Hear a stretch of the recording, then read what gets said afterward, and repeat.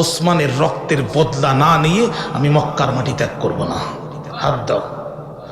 হারাম শরীফের এরিয়া, মক্কার এরিয়ার ভিতরে সমস্ত নবীর জন্য অন্যকে হত্যা করা হারাম, আমি মুহাম্মদের জন্য জায়েজ। হাত দাও।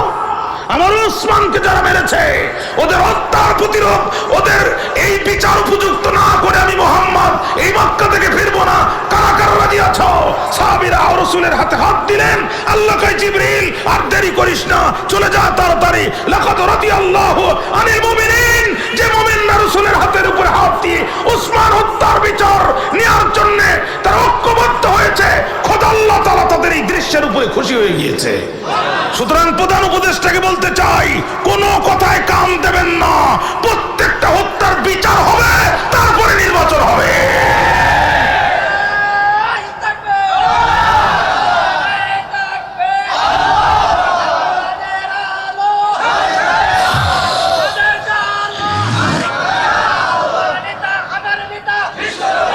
শাপলা চত্বরে আলেম হত্যার বিচার আমরা এই দেশে আগে দেখতে চাই।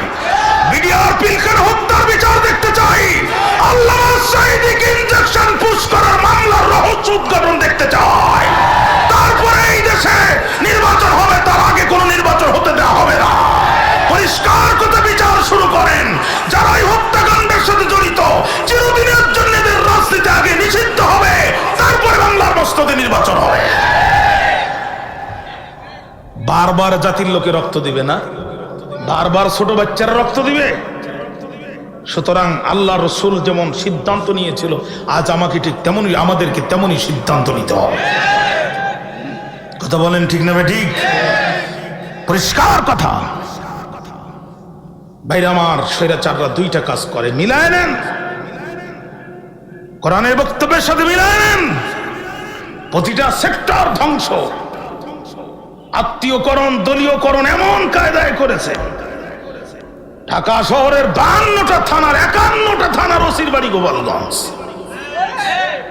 সাজানো বাসর সদ্য সাজাইয়েছে, ঠিক না? আফসাদুহা। আমি ইঁদুর এক জাত, এই শকুন হচ্ছে আর এক জাত। আমি যদি আমার জাতি ভাই ইঁদুরের সাথে বন্ধুত্ব করতাম, চাই সেটা মোটা কিংবা চিকন জাতের, ধলা কিংবা মোটা জাতের, যদি ইঁদুরের সাথে বন্ধুত্ব করতাম, বিপদের সময় দুই ইঁদুর মিলে গর্তের ভিতরে ঢুকে আত্মরক্ষা করতে পারতাম। কিন্তু আমি বিপদে পড়েছি এই বেজাতের সাথে বন্ধুত্ব করার কারণে। গোটা পৃথিবীর মুসলমান আজ বিপদে পড়েছে বেজাতির সাথে মহব্বত করার কারণে। মুসলমানরা যেদিন আল্লাহর কোরআনের ডাইরেক্ট নিষেধাজ্ঞাকে অমান্য করে, ইসলামী তাহজিব আর তামাদ্দুনের ধার না ধরে, ইসলামী তাহজিব তামাদ্দুনকে মাটির সাথে মিশিয়ে দিয়ে দাম্ভিকতার সাথে ইহুদিদের সাথে আর খ্রিস্টানদের সাথে হাতে হাত মিলিয়েছে। ইহুদিদের সাথে মেয়েকে বিয়ে দিয়েছে, খ্রিস্টানদের সাথে ছেলেকে বিয়ে দিয়েছে, আর নিজের জাতির আলেমদের নামে মিথ্যা মামলা দিয়ে কারাগারের ভিতরে আয়না ঘরে ঢুকিয়ে রেখেছে। ঠিক সেই দিন থেকে বেজাতির পায়ের লাথি মুসলমানদের কপালে জুটেছে। আজ আফসোস লাগে, দুঃখ লাগে, কষ্ট লাগে, পরিতাপের সাথে বলতে হয়, লজ্জার সাথে বলতে হয়, 200 কোটি মুসলমান আজ পৃথিবীতে বাস করে। 200 কোটি মুসলমান আজ পৃথিবীতে বাস করে। মুসলমানের কাছে পারমাণবিক অস্ত্রও আছে। 200 কোটি মুসলমান, প্রায় 57টি মুসলিম রাষ্ট্র। এই 57টি মুসলিম রাষ্ট্র যদি আজকে এক টেবিলে বসত, ইসরায়েলকে ঐক্যবদ্ধ হয়ে একটা মেসেজ দিত, ইসরায়েল স্টপ দেয়ার, ইসরায়েল ওখানেই থামো, আর একটি কদম সামনে ফেলবে না। আর একটি গুলি যদি আমার মাসুম বাচ্চাদের বুকের মধ্যে লাগে, আর একটি গুলি যদি আমার মুসলিম বোনের বুকের মধ্যে লাগে, আর একটি গুলি যদি আমার মুসলিম ভাইয়ের বুকের মধ্যে লাগে, 200 কোটি মুসলমান এক হয়ে ময়দানে নামবো। পৃথিবী থাকবে কি থাকবে না দেখবো না। মুসলমানদের 57টি রাষ্ট্রের রাষ্ট্রপ্রধান এক টেবিলে বসে যদি এই ঘোষণা দিতে পারত, আল্লাহর কসম করে বলছি, বিশ্বের মানচিত্র থেকে ইসরায়েলের নাম নিশানা মাটির সাথে মিশে যেত। কিন্তু দুঃখজনক হলেও সত্য, আজকে ইহুদি খ্রিস্টান বেধর্মীরা মুসলিমদেরকে মারতে হবে এ বিষয়ে তারা একমত, কিন্তু মুসলমানরা নিজেদের রক্ষা করার ব্যাপারে একমত না। কথা বলেন না কেন? ফাল্গুন মাস, বড় মোরগ দুপুর 3:30টার সময় সবেদের কাছে উঠে ডাক দিছে। শিয়াল পণ্ডিত ঘুমাচ্ছিল বাগানে। মোরগের আওয়াজ শুনে বলছে, ডাক যে কায়দায় দিচ্ছে তা তো ওজন 3 কেজির কম হওয়ার কথা না। এখন একবার ডাকলে সহ্য করা যায়, বারবার যদি শিয়ালের সামনে মোরগ এভাবে ডাকে, শিয়ালের কি আর সহজে সহ্য করা সম্ভব? শিয়াল শেষ পর্যন্ত জীবনের রিস্ক নিয়ে গাছের নিচে এসে বলছে, ভাগিনা যে আজান দিছ, নামাজ না পড়তে এসে পারলাম না, নামও নামাজ পড়েনি। মোরগ কয়, মামা জোহরের নামাজ না আসরের নামাজ? কয়, তোমার কণ্ঠ শুনি পাগল হয়ে গেছি, জোহর আসর চিন্তা করার সময় পাইনি, কথা বাড়ায়ও না, নামও নামাজ পড়বো। শিয়াল তখন বলছে, মামা আমি, মোরগ তখন বলছে, মামা আমি মুয়াজ্জিন মানুষ, ধান পাই আজান দিয়ে খাই, নামাজ পড়ানোর দায়িত্ব আমার না, ওই জন্যই ইমাম ঠিক করা আছে। যদি জোহর পড়তে আসেন 30 মিনিট অপেক্ষা করেন, আর যদি আসর পড়তে আসেন 15 মিনিট অপেক্ষা করেন। 14 মিনিট পার হয়ে গেছে, কেউ আসে না। শিয়াল বুদ্ধি খাটায় বলল, ভাগিনা মাঝে মাঝে ইমাম যদি না আসে, মুয়াজ্জিন যে নামাজ পড়ায় সে, অতএব তুমি নামো, নামাজ আদায় করি। শিয়াল মোরগ দেখলো তো আমাকে না খেয়ে যাবে না। মোরগ হঠাৎ করে তাকিয়ে দেখে জানের দুশ্মন কুত্তা, বাচ্চা দিতে দিতে ছোট হয়ে গেছে, গায়ের চামড়া উঠে গেছে, খুব স্পিরিটে দৌড় মারে। আমাদের আঞ্চলিক ভাষায় এটাকে খেকি কুত্তা বলে। খেকি কুত্তা এমন জোরে দৌড় মারতেছে, তখন মোরগ একটার পর একটা ডাল নিচে নামতেছে আর বলতেছে, মামা বলছিলাম না আমাদের ইমাম বড় দায়িত্ববান ইমাম, ওই যে দেখেন 1 মিনিট দেরি হয়ে গেছে তো দৌড়াচ্ছে কেমনে। শিয়াল তাকায় দেখে কুত্তা, শিয়াল তখন দিছে দৌড়। মোরগ কয়, কই যান, নামাজ পড়বেন না? কই, তোর ইমাম দেখি আমার উজু ছুটে গেছে। আজকে 200 কোটি মুসলমান যদি ঐক্যবদ্ধ হয়ে এভাবেই দাঁড়াতো, ফিলিস্তিনের একটি শিশুর জীবন নষ্ট করার ক্ষমতা ইসরায়েলের হতো না। আফসোস লাগে, কোন নাপাক মানুষের হাতে ফিলিস্তিনকে আল্লাহ তাআলা বিজয় দেবেন না। হযরত ওমর রাদিয়াল্লাহু তাআলা ফিলিস্তিন বিজয় করেছিলেন, তার প্রতিনিধিকে পাঠিয়েছিলেন, তৎকালীন নাম ছিল জেরুজালেম। ওমরের চিঠি নিয়ে প্রতিনিধি জেরুজালেমে যাওয়ার সাথে সাথে জেরুজালেমের খ্রিস্টান শাসক ওমরের প্রতিনিধিকে গ্রেপ্তার করে কারাগারে নিক্ষেপ করার পরে তার মাথায় হুশ আসলো, এ ওমর তো যেন তেন ওমর না, এ ওমর যে রাস্তা দিয়ে একবার যায়, শয়তানও 3 দিন ওই রাস্তা দিয়ে যায় না। অতএব এই ওমর যদি তা টের পায় যে আমি তার প্রতিনিধিকে কারাগারে ঢুকিয়েছি, তাহলে আমার খবর আছে। এই উপলব্ধি হওয়ার পরে সে একটা চিঠি লিখলো, হযরত ওমরকে ইনভাইট জানিয়ে মদিনাতে চিঠি পাঠায় দিল। খ্রিস্টান রাষ্ট্রপতির বার্তাবাহক রিপ্রেজেন্টেটিভ মদিনাতে আসার পরে বলতেছে, তোমাদের ওমর কোথায়? লোকজন বলতেছে, ওই যে দেখো মসজিদে নববী, আমাদের ওমরকে ওখানে পাবে। কই, কেন তার গণভবন নাই, সংসদ ভবন নাই? বলছে না, ধুলার উপরে কাত হয়ে হাতের উপরে মাথা রেখে বিশ্রাম করছে, উপরে খেজুরের পাতা দিয়ে ছাউনি আছে, ওখানে হযরত ওমরকে পাবে। মসজিদে নববীর সামনে এসে একটা ছোট্ট বাচ্চাকে জিজ্ঞাসা করতে, আচ্ছা তোমাদের ওমর কোথায়? পিচ্ছি বলছে, ইদানিং কি চোখে কম দেখো নাকি? ওই যে দেখতে পাচ্ছ না, ওই যে খেজুরের পাতা দিয়ে ছোট্ট একটা কুড়ি ঘর করা, আর বালুর উপরে ডান হাতের উপরে মাথাটা দিয়া চিন্তা করতেছে পৃথিবীর কোন রাষ্ট্রে কিভাবে কালেমার পতাকা উড়ায় যায়, ওই মানুষটি হচ্ছে হযরত ওমর। যেরকম না, সুবহানাল্লাহ। বাইরে আমার প্রতিনিধি যে হযরত ওমরের কাছে চিঠি দেওয়ার সাথে সাথে হযরত ওমর তার ব্যক্তিগত সচিব তার খাদেমকে ডাকলেন। খাদেমকে ডেকে বলছে, দ্রুত ঘোড়া রেডি করো, জেরুজালেমে দাওয়াত এসেছে, কোরআনের দাওয়াত নিয়ে জেরুজালেমে যেতে হবে। খাদেম ঘোড়া রেডি করলেন, হযরত ওমর উঠে চড়ে বসলেন, আর খাদেম রশি দিয়ে টানা শুরু করলেন। মাত্র 2 জন কোরআনের দাওয়াত দিয়ে যাচ্ছেন জেরুজালেমে। আর আমাদের এক মেম্বারের তো সিগারেটের মেয়াজ রাখতে 3 জন লোক লাগে। কথা কন না কেন? বিড়ি থাকে একজনের কাছে, ম্যাচ থেকে আরেকজনের কাছে, 3 নাম্বার যেটা, ওটা বিড়ি আর আগুন এক জায়গায় ধরে 3টা টান দিয়ে ইজি করার পরে মেম্বার টানে। হযরত ওমর একজন লোক নিয়ে রওনা দিয়েছে, প্রতিমধ্যে হঠাৎ করে বলছে, দাঁড়াও। খাদেম উঠ থামালেন, হযরত ওমর উটের পিঠ থেকে নেমে বসলেন, বাবা এবার তুমি কিছু দূর উপরে উঠে বসো।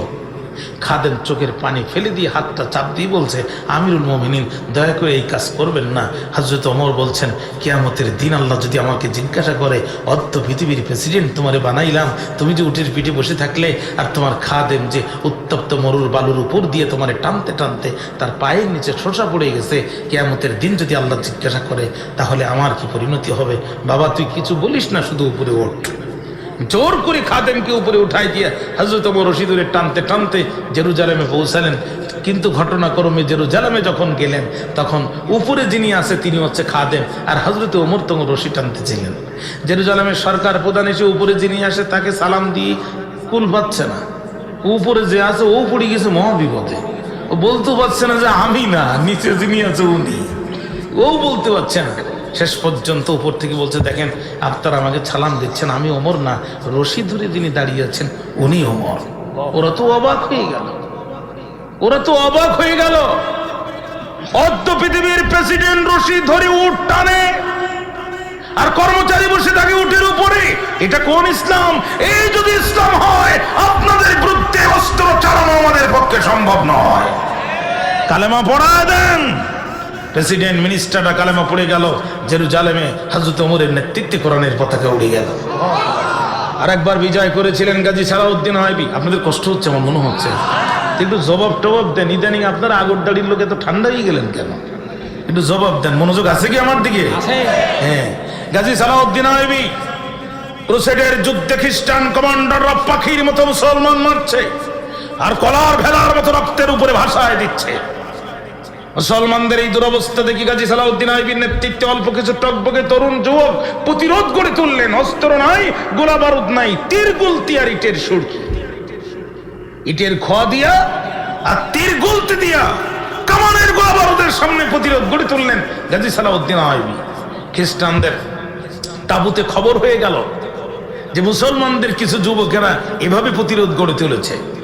খ্রিস্টান প্রধান তার কমান্ডারকে ডাক দিয়ে বলছে, এই মুসলিম যুবকদের বিদায় দিতে তোমাদের কত সময় লাগবে? একজন বলছে, দায়িত্ব আমার দেন, সকালে নাস্তার আগে কাম শেষ করে ফেলবো। ঠিক আছে, তুমি যাও। সকালে ব্রেকফাস্টের সময় গেল, দুপুরে লাঞ্চের সময় গেল, রাতে ডিনারের সময় গেল, পরে আরো 3 দিন পার হয়ে গেল, কমান্ডার ফিরে আসে না। আর একজন কমান্ডারকে পাঠালো ওর খোঁজ নেও। ও চিঠি লিখলো, সেনাপতি, মনে করেছিলাম ব্রেকফাস্টের আগে এই মুসলিম যুবকদেরকে মাটির সাথে মিশিয়ে আপনার কাছে আসবো, কিন্তু মুসলমানদের কাছে তরবারি নেই, গোলা বারুদ নাই, কিন্তু আমাদের কামানের সামনে সামান্য তীর গুলতি আর ছোট্ট ইটের খোয়া দিয়ে তারা যে প্রতিরোধ করে তুলেছে, অর্ধেক সৈন্য আমি হারিয়ে ফেলেছি। সম্ভবত আমি আর জীবন নিয়ে আপনার কাছে ফিরে আসতে পারবো না। ইতিমধ্যে খ্রিস্টানদের সেনাপতি অসুস্থ হয়ে গেল। শত শত ডাক্তার কবিরা চিকিৎসা করে ব্যর্থ হয়ে গেল। খ্রিস্টানদের তাবুতে সাইনবোর্ড টানায় দেওয়া হলো। খ্রিস্টানদের তাবুতে সাইনবোর্ড টানায় দেওয়া হলো, এনিওয়ান, কেউ কি আসো, আমাদের সেনাপতিকে সুস্থ করতে পারবে, মোটা অঙ্কের পুরস্কার দেওয়া হবে। মাথার মধ্যে পাকড়ি, মুখে রুমাল দিয়ে ঢেকে একজন যুবক ঢুকলেন, খ্রিস্টান সেনাপতিকে সেবা দিলেন। আল্লাহর কর্ম এবং ফজলে খ্রিস্টানদের সেনাপতি সুস্থ হয়ে গেল। যুবকটি যখন তাবু থেকে বেরোচ্ছে, পিছন দিক থেকে সেনাপতি ডাক দিয়ে বলছে, দাঁড়াও, দাঁড়াও। শত শত ডাক্তার কবিরাজ যেখানে ব্যর্থ, সেখানে তোমার ট্রিটমেন্টে আমি সুস্থ হলাম, আর পরিচয় না নিয়ে, পুরস্কার না নিয়ে তুমি চলে যাচ্ছ।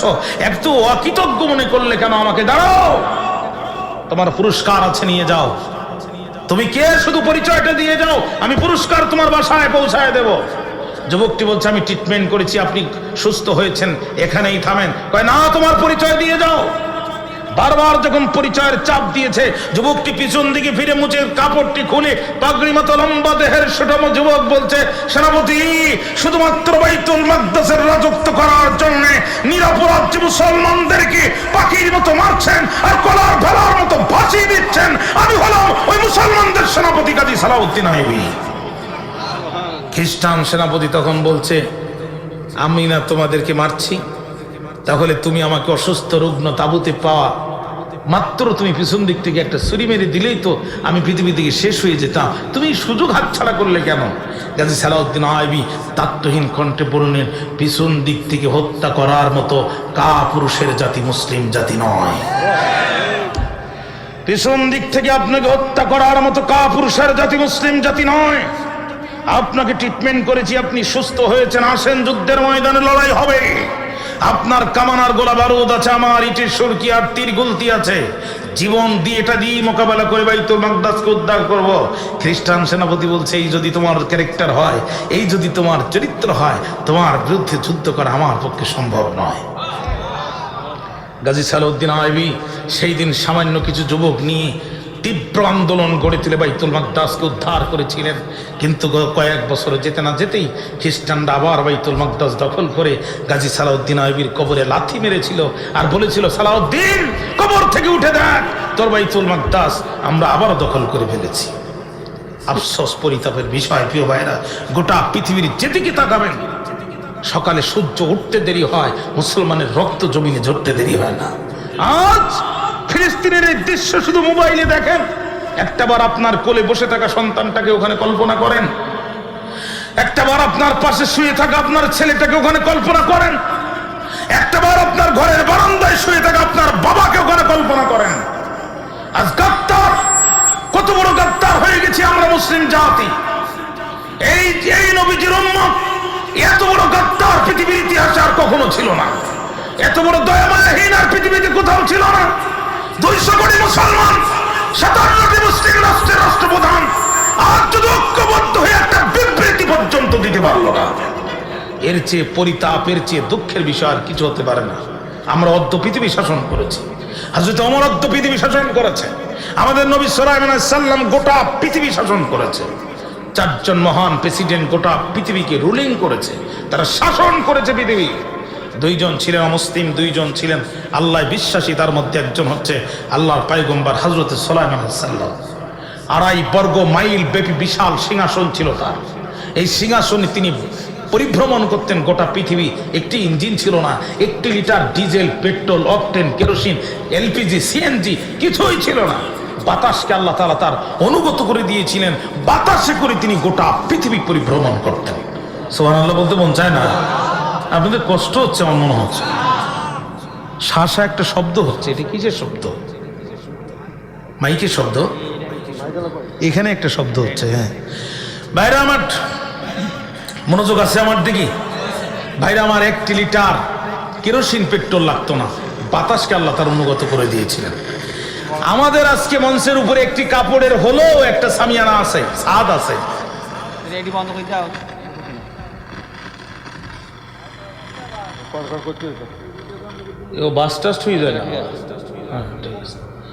মনোযোগ আছে আমার দিকে? একটাবার আওয়াজ দেন তো, আল্লাহু আকবার।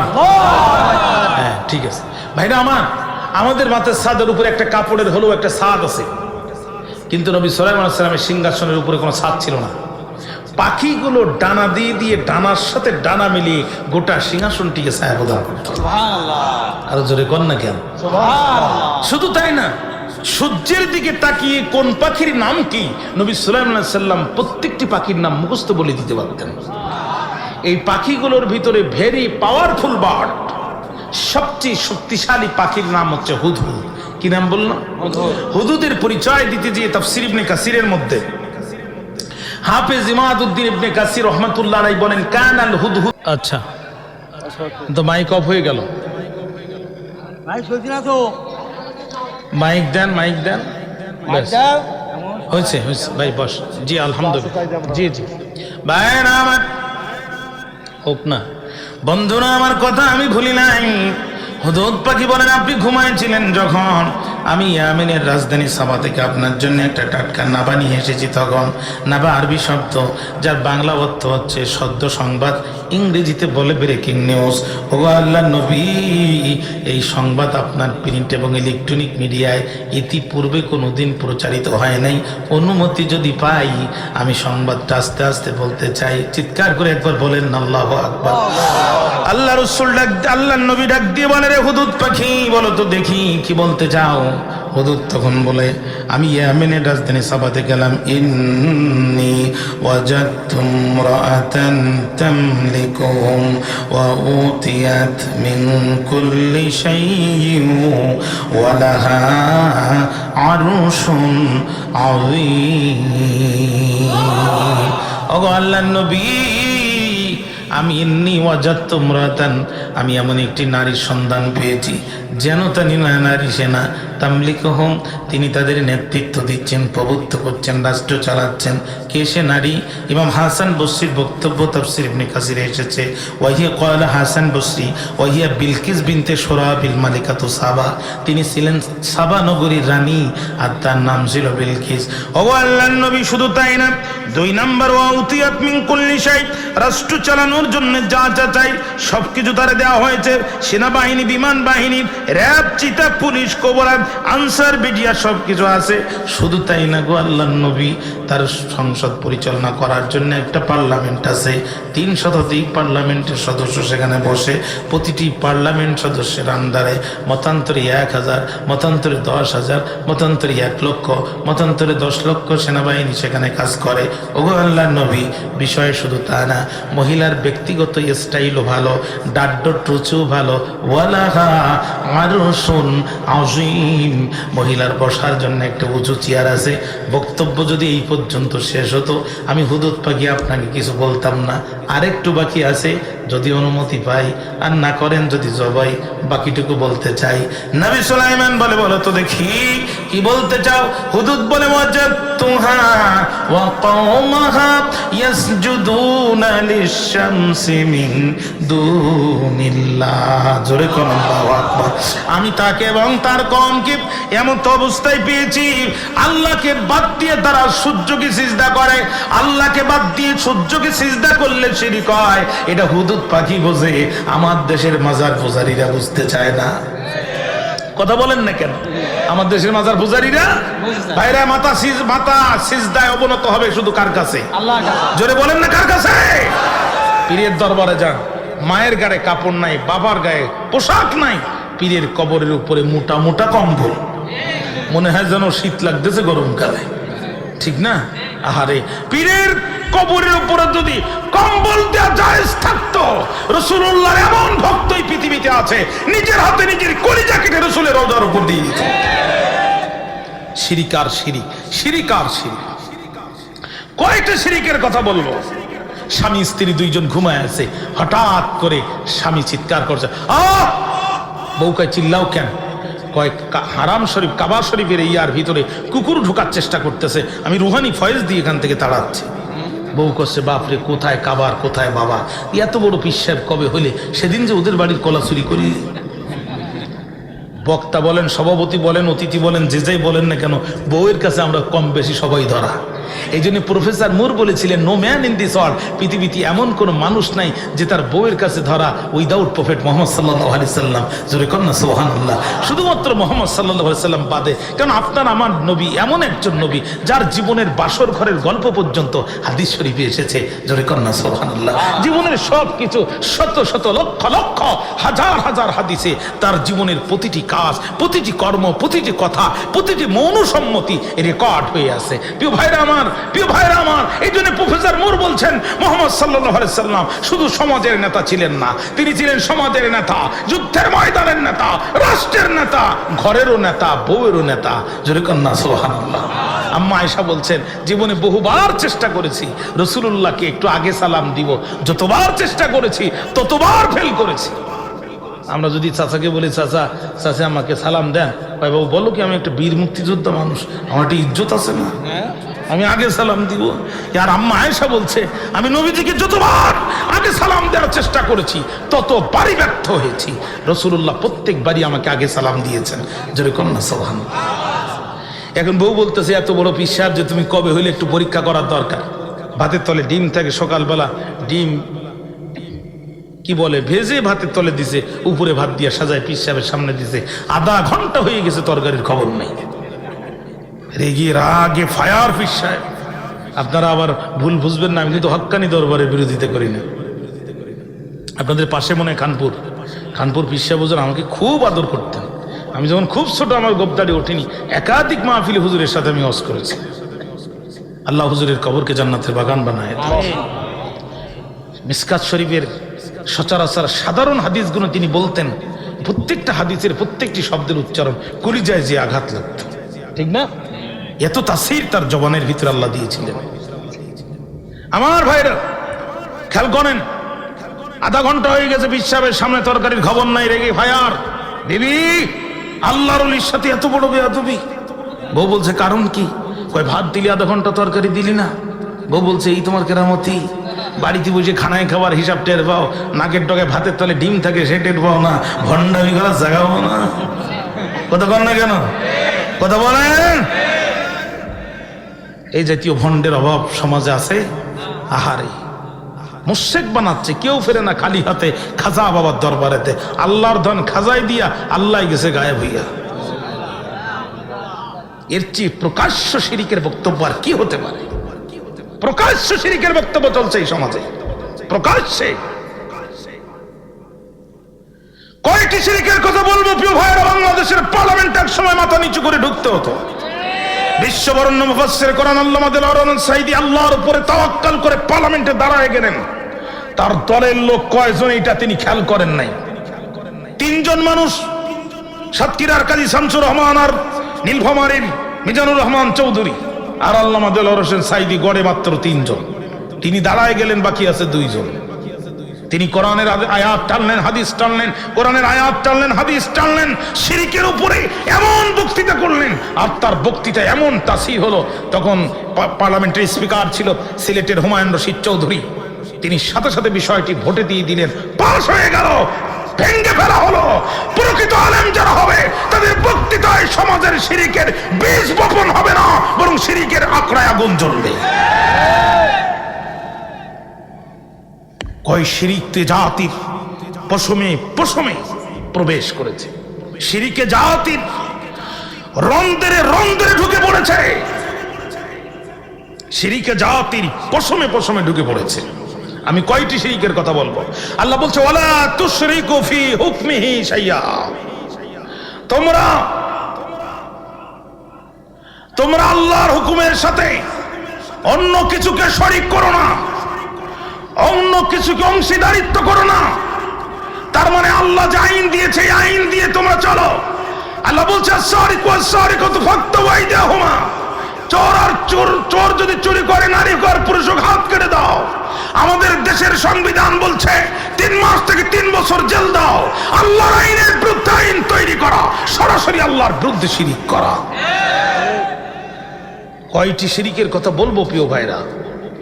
শিরিক তো আমাদের পশমে পশমে ঢুকে পড়েছে, শিরিক আমাদের রন্ধ্রে রন্ধ্রে ঢুকে পড়েছে। কয়টি শিরিকের কথা বলবো? আমি 2017 সালের দিকে, 16 সালের শেষে সর্বপ্রথম মিশরে গেলাম।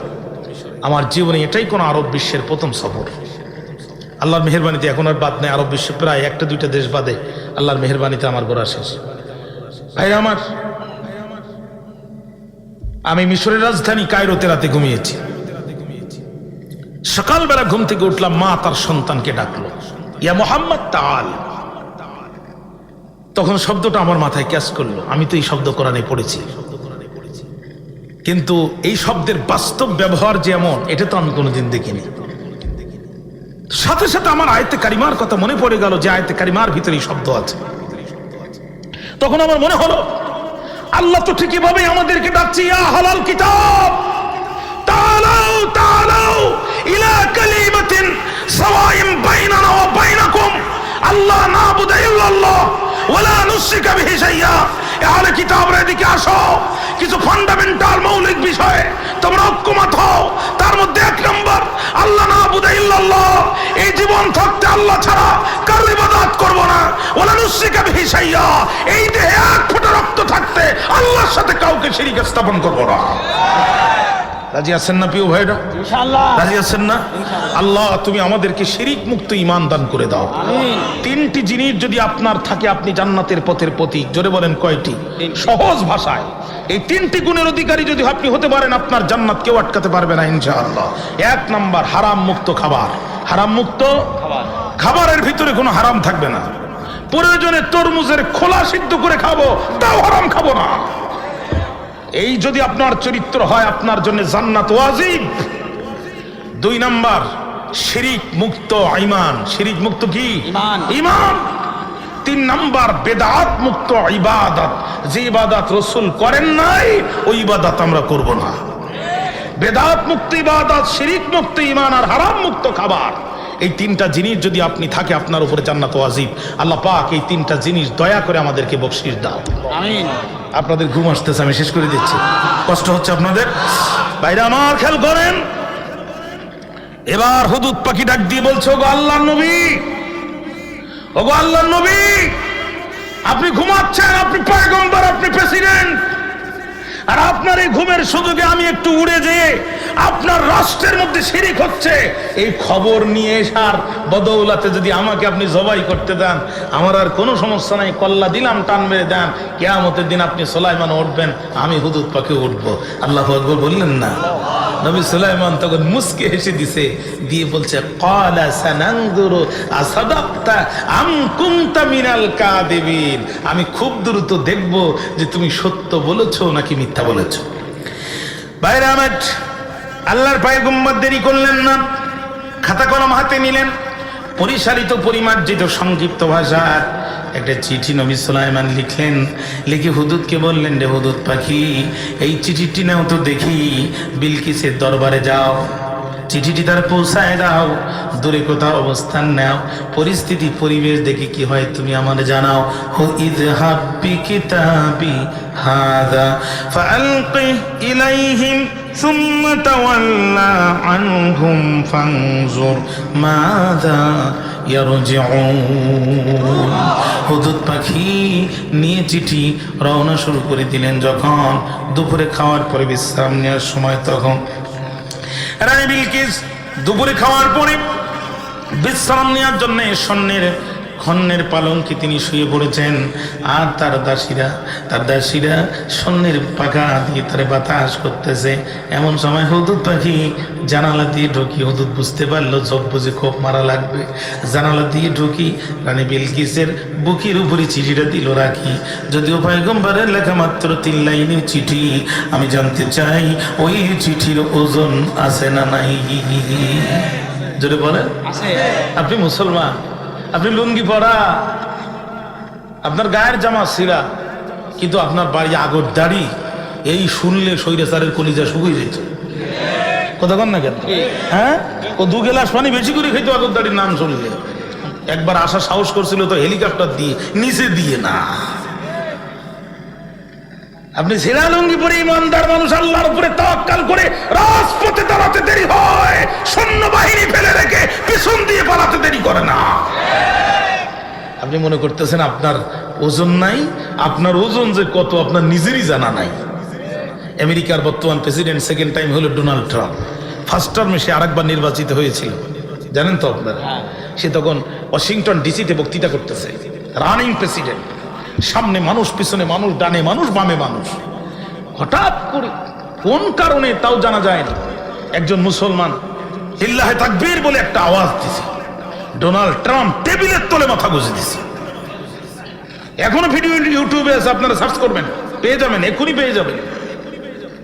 ডোনাল্ড ট্রাম্পের একটি সিদ্ধান্তে মুহূর্তের ভিতরে পৃথিবীতে বিশ্বযুদ্ধ বেঁধে যেতে পারে, মুহূর্তের ভিতরে, সেকেন্ডের ভিতরে। সে শুধু পারমিশন দেবে, আমেরিকান বাহিনী পারমাণবিক বোমা ফাটানো শুরু করবে। পৃথিবীর মোড়ল রাষ্ট্রের প্রেসিডেন্ট হতে পারে, মুসলমানদের একটা তাকবীর হজম করার মতো হাট তার দেহের ভিতরে নাই। আপনার ওজন নাই, আপনার ওজন যে কতটুকু আছে এটা আপনার জানা নাই। রানী বিলকিসের ঘুম ভেঙে গেল, চিন্তিত মন, বিষণ্ণ বদন। বিলকিস খেতে পারে না, ঘুমাতে পারে না, বিরহের বেদনা। দাসীরা মনে করলো বিলকিস অসুস্থ, হসপিটালে নেওয়া লাগবে। বিলকিস ডাক দিয়ে বলে, দাসীরা ব্যতিব্যস্ত হয়েও না, আমি অসুস্থ হই নাই, তবে আমার মন খারাপ।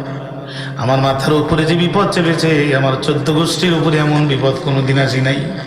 দ্রুত আমার পার্সোনাল সেক্রেটারিকে ডাক দাও, পার্লামেন্টের সচিবকে ডাক দাও। পার্লামেন্টের সচিব এসে গেল। বিলকিস বলল, কোনো কথা শুনতে চাই না, এমপি, মন্ত্রী, কেরানি সবাইকে টেলিফোন করো, পার্লামেন্টের ভিতরে প্রবেশ করতে বলো। আমি বিলকিস বড় বিপদে পড়েছি, আমি তাদের সাথে একটু সলা পরামর্শ করতে চাই। ঘোষণা হয়ে গেল, সমস্ত এমপি মন্ত্রী ঢুকে গেল পার্লামেন্টের মধ্যে। ঢুকলো যখন, প্রত্যেকের আসন নিয়ে বসলো তখন, আর সুলাইমান আলাইহিস সালামের চিঠিটা বুকের মধ্যে নিয়ে সবার ছেড়ে পার্লামেন্টের মধ্যে প্রবেশ করলেন যিনি, রানী বিলকিস বিলকিস তিনি আর প্রবেশ করলো যখন সমস্ত সদস্যরা দাঁড়ায় গেল, তখন বিলকিস বসে পড়লো, সদস্যরা বসে পড়লো, বিলকিস হাত উঁচু করলো, স্পিকার তাকে সবার আগে বক্তব্য দেওয়ার পারমিশন দিল।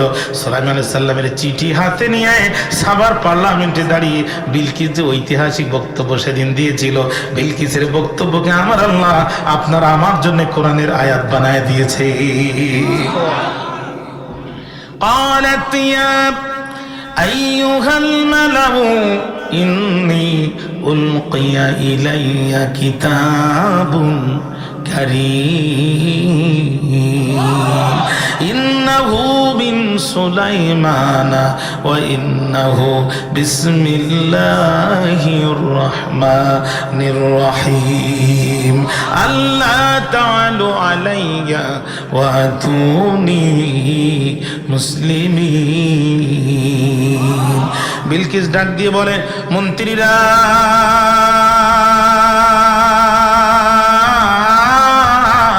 বড় বিপদে পড়েছি আমি, রাষ্ট্রটা আমার কাছে বড় দামি। দুপুরে খাওয়ার পরে ঘুমাচ্ছিলাম যখন আমার খোয়ার ঘরের মধ্যে একটা পাখি ঢুকলো, তখন ইন্নি উলকিয়া ইলাইয়া কিতাবুন কারীম, আমার কাছে একটি সম্মানিত চিঠি প্রেরিত হয়েছে। উলকিয়া শব্দটা আরবি গ্রামারে বলে মাজুল, ইংরেজিতে বলে পেসি। প্রেরিত হয়েছে, আমার কাছে একটি চিঠি প্রেরিত হয়েছে। ভাইরা আমার দেখেন, ভদ্র মানুষ যিনি হয় তার কথার ভিতরে ভদ্রতার ঘ্রাণ পাওয়া যায়। বিলকিস বলতে পারতেন ইন্নী উলকিয়া ইলাইয়া কিতাব, আরবিতে বলে জুমলায় কামেলা, বাংলায় বলে বাক্য পরিপূর্ণ, ইংরেজিতে বলে সেন্টেন্স কমপ্লিট। এই পর্যন্ত বললে কিন্তু কথা শেষ, কিন্তু তিনি সেটা বললেন না। তিনি কিতাবকে মৌসুফ বানায়, কারিমকে সিফাত বানায় বললেন, মন্ত্রীরা কান খাড়া করে শোনো, যেন তেন চিঠি না, এক সম্মানিত চিঠি। নেতা কাকে বলে? নেতা কাকে বলে? প্রধানমন্ত্রী যিনি হবে তার মেজাজ হবে প্রধানমন্ত্রীর মতো, বাড়ির কাজের ঝাড়ুদার মহিলার মতো না। তারে তারে যখন তখন রাজাকার বলে গালি দেবে, যুদ্ধপরাধী বলে গালি দেবে, মৌলবাদ বলে গালি দিবে, শেষ পর্যন্ত চোরের মতো বালাবে। প্রধানমন্ত্রী যে হবে তার মেজাজ হতে হবে প্রধানমন্ত্রীর মতো। আধা ঘন্টা পরে রাষ্ট্রের সাথে যুদ্ধ শুরু হবে, কিন্তু মেজাজ ঠিক থাকবে, তাই না? মুখের ভাষা দেখেন। আরবিতে একটা কথা আছে, তাআদ্দাবু সুম্মা তাআল্লামু, আগে ভদ্র হও তারপরে জ্ঞান অর্জন করো। আপনাদের বিরক্তি আসতেছে, আমি জাস্ট 12:30 ছেড়ে দেবো না, আপনারা টেনশন করেন না। আরবিতে একটা কথা আছে, তাআদ্দাবু সুম্মা তাআল্লামু, আগে ভদ্র হও তারপরে জ্ঞান অর্জন করো। সমগ্র পৃথিবীর সমস্ত কিতাব তোমার সিনার ভিতরে, কিন্তু তুমি ভদ্র না, তোমার এই জ্ঞান দিয়ে এই জাতির 5 পয়সা উপকার হবে না। ভদ্র হও আগে। ভাষা দেখেন, সুলাইমান আলাইহিস সালামের চিঠি রানী বিলকিসের রাষ্ট্রকে মাটির সাথে মিশায় দেবে। ল্যান্ড ফোর্স, এয়ার ফোর্স, বিমান বাহিনী, চিতা কোবরা, আনসার, বিডিআর, অফিস, আদালত সব কিছু ফেলে দিয়ে নবী সুলাইমানের কাছে আত্মসমর্পণ করতে হবে। কিন্তু তিনি মেজাজ হারালেন না, তিনি বললেন যেন তেন চিঠি না, এ যেন সম্মানিত চিঠি। জোরে কন্যা সুবহানাল্লাহ। মুখের ভাষা ভদ্রতার লক্ষণ। আর আমাদের নেতারা তো মারাত্মক ভদ্র। ঈদুল আজহার জানাজার নামাজ আগামীকাল সকাল 10:30। কতক্ষণ না ওই বোতল মাল যে খেয়েছে খোদা তাআলা ছাড়া কে বলতে পারবে না। ঈদুল আজহার পর্যন্ত জানাজার নামাজ পড়ে দিচ্ছে, ঠিক না? এরা খুব ভদ্র। মুখের ভাষা, কথা বুঝতে পেরেছেন? এই জন্য আজ খোদা খায় তৌফিক আদব বেআদব মাহরুমে আজ গশতে ফজলে রাহ। যারা বেআদব এরা আল্লাহর রহমত থেকে বঞ্চিত। হাঁটার ভিতরে আদব আছে, চলার ভিতরে আদব আছে, কথার ভিতরে আদব আছে। নবীজির চাচা হযরতে আব্বাস বয়সে নবীজির বড়। মনোযোগ আছে আমার দিকে আপনাদের? বয়সে নবীজির বড়। সাহাবায়ে কেরাম দুষ্টামি করে তাকে ঘিরে ধরে জিজ্ঞাসা করতেছে, একটা সত্যি কথা বলতে হবে আপনাকে। ওই কি? আপনি বড় না আমার নবীজি বড়? হযরতে আব্বাস বুঝে ফেলছে তো, তখন তিনি খুব সুন্দর করে বলছেন, জিতু আউয়ালান ওয়ালাকিন্নাহু আফদাল মিন্নি। পৃথিবীতে আমি এসেছি আগে, কিন্তু তার সাথে আমার তুলনা চলে না। সে আমার চেয়ে বহু ফজিলত সম্মানিত। কারণ কি? সে আমার নবী, আমি তার সাহাবী। জোরে কন্যা সুবহানাল্লাহ। কি জাতের ভদ্র মানুষ ছিলেন হযরত আব্বাস। মূসা আলাইহিস সালামের বিরুদ্ধে ফেরাউনের জাদুকররা, কয় লক্ষ জাদুকর? লক্ষ লক্ষ জাদুকররা ফেরাউন মূসা আলাইহিস সালামের বিরুদ্ধে সাপ দেখানোর জন্য দাঁড়ায় গেছে। শুরু করার পূর্বেই জাদুকররা মূসা আলাইহিস সালামের কাছে আসছে আদবের সাথে অনুমতি নিতে। পয়গম্বর, আপনি যদি খেলা করার অনুমতি দেন তাহলে আমরা খেলা শুরু করতে পারি। আপনি যদি খেলা করার অনুমতি দেন তাহলে খেলা শুরু করতে পারি। কি দরকার ছিল একজন মানুষের এত লক্ষ লক্ষ, কি দরকার ছিল অনুমতি নেওয়ার? পয়গম্বরের কাছে অনুমতি নিয়েছে আদবের সাথে। এটা আমার আল্লাহর খুব পছন্দ হয়ে গেছে। জাদুকররা পরাজিত হওয়ার পরও আল্লাহ তাদের কলিজার ভিতরে ইমানের নূর ঢুকায় দিয়েছে। তারা ইমান এনে মূসা আলাইহিস সালামের হাতে মুসলমান হয়ে গেছে। এটা হচ্ছে আদব। এটা কি আদব? খবরদার মসজিদের ইমামদের সাথে বেয়াদবি করবেন না, কোরআনের হাফেজদের সাথে বেয়াদবি করবেন না। বিশ্বাস করেন, যারা গোটা কোরআন এভাবে সিনায় রাখতে পারে, যারা কোথায় কয় আলিফ পরিমাণ টান, কোথায় ইখফা, কোথায় গুন্না, কোথায় ইদগাম, যারা টোটাল প্রত্যেকটি আয়াতের প্রত্যেকটি শব্দ, ব্যাকরণ, গ্রামার, তাসবিহ, তাফসীর সহ যারা সিনায় ধারণ করতে পারে, আল্লাহকে সাক্ষী রেখে বলছি, ডাক্তার, ইঞ্জিনিয়ার হওয়া এদের জন্য একদম নাথিং ব্যাপার। ভাইরা আমার, বক্তব্য লম্বা করব না। রানী বিলকিস বলছি, ইন্নাহু মিন সুলাইমানা ওয়া ইন্নাহু বিসমিল্লাহির রহমানির রহিম। এই চিঠি দিয়েছেন যিনি, সম্রাট সুলাইমান তিনি। আর শুধু সুলাইমান দেন নাই, ওয়া ইন্নাহু বিসমিল্লাহির রহমানির রহিম। এই চিঠি শুরু করা হয়েছে বিসমিল্লাহ দিয়ে, মানে আল্লাহর নাম দিয়ে। বোঝা গেল বাংলাদেশের পার্লামেন্টে বিসমিল্লাহ উড়ে এসে চিল জুড়ে দখল করে নাই বিল। এই বিসমিল্লাহ তখনও ছিল, এখনো আছে, ভবিষ্যতেও থাকবে। শুধু থাকবে না তারা, বিসমিল্লাহকে উৎখাত করতে চাইবে যারা। এই বিসমিল্লাহকে উৎখাত করার জন্য শাহরিয়ার কবির বিগত স্বৈরাচারের 15টি বছর চেষ্টা করেছে। বিসমিল্লাহ বাংলাদেশের সংবিধানে আছে, শাহরিয়ার কবির কারাগারে গেছে। ঠিক না? এই বিসমিল্লাহ উড়ে আসে নাই। এই বিসমিল্লাহ আদম আলাইহিস সালামের সময় ছিল, নূহ আলাইহিস সালামের সময় ছিল, দাউদ আলাইহিস সালামের সময় ছিল, ঈসা আলাইহিস সালামের সময় ছিল, মূসা আলাইহিস সালামের সময় ছিল, আইয়ুব আলাইহিস সালামের সময় ছিল, এখনো আছে, কিয়ামতেও থাকবে, জান্নাতেও থাকবে। শুধু থাকবে না তারা, বিসমিল্লাহকে উৎখাত করতে চাইবে যারা। তাহলে আমার কাছে একটা সম্মানিত চিঠি এসেছে। এই চিঠি দিয়েছেন যিনি, সম্রাট সুলাইমান তিনি। আর চিঠিটা শুরু করা হয়েছে বিসমিল্লাহ দিয়ে। 3 লাইনে 2 লাইনে ভূমিকা। কথা কি বুঝতে পেরেছেন? এইবার মূল বক্তব্য। আল্লাহ তাআলু আলাইয়া ওয়া আতুনি মুসলিমিন। তোমরা আমার অবাধ্য হইও না, আমার কাছে এসে আত্মসমর্পণ করো, তোমরা মুসলমান হয়ে যাও।